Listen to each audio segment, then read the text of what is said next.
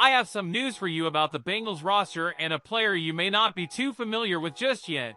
Today, we're talking about Mac Hippenhammer and what we can realistically expect from him in the upcoming 2023 season.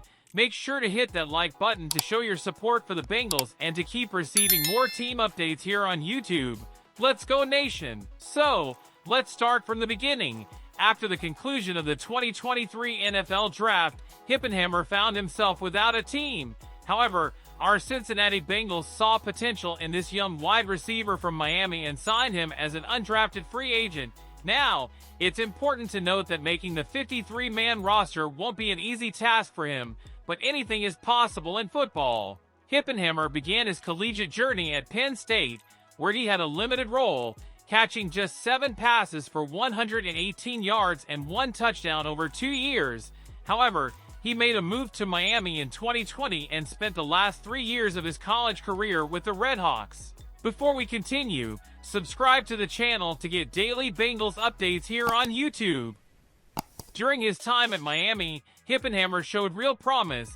He racked up 107 receptions for 1,632 yards and found the end zone 14 times. In 2022 alone, he caught 54 passes for 769 yards and scored 9 touchdowns.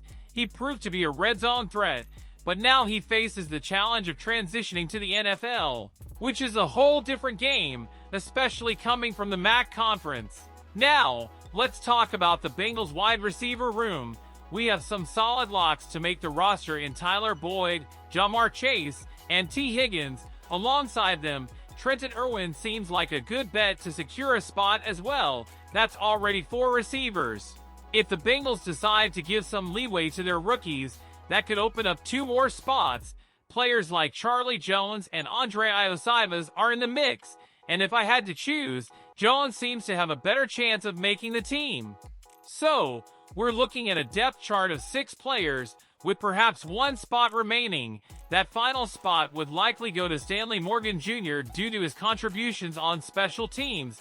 With all these players competing for limited spots, it becomes quite challenging for Hippenhammer to find a place on the roster. The best case scenario for him would be to land on the practice squad.